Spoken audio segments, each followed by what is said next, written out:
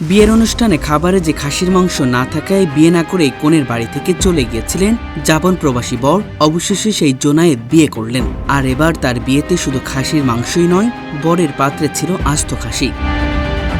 তবে এবার ৫ লাখ টাকা দেনমোহরে বিয়ে করেছেন তিনি। বিয়ে শেষে ফেসবুক পোস্টে জোনায়েদ বলেন, আলহামদুলিল্লাহ, সব জল্পনা কল্পনার অবসান ঘটিয়ে অবশেষে বিবাহ সম্পূর্ণ হলো।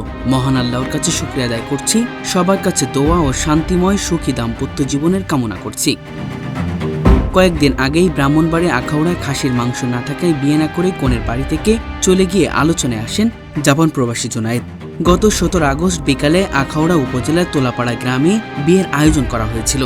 কনের বাড়িতে পৌঁছানোর পর ফুল দিয়ে বরণ করা হয় তাকে, কিন্তু খাবারে খাসির মাংস না থাকায় আপত্তি তোলেন তিনি। খাসির মাংসের ব্যবস্থা না করলে বিয়ের আনুষ্ঠানিকতা করবেন না, এমন সিদ্ধান্তে অনড় থাকেন জোনায়েদ। কনে পক্ষ ও স্থানীয়রা তাকে বোঝানোর চেষ্টা করলেও শেষ পর্যন্ত বিয়ে না করে কনের বাড়ি থেকে চলে যান তিনি।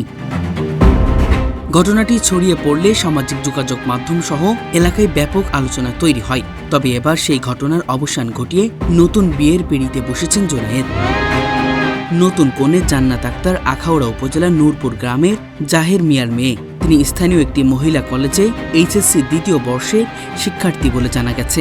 কনের মামা তাজু সরকার নিয়ামতপুর গ্রামের বাড়িতে বিয়ের সম্পন্ন করা হয়, আর একই গ্রামের বাসিন্দা জোনায়েদও।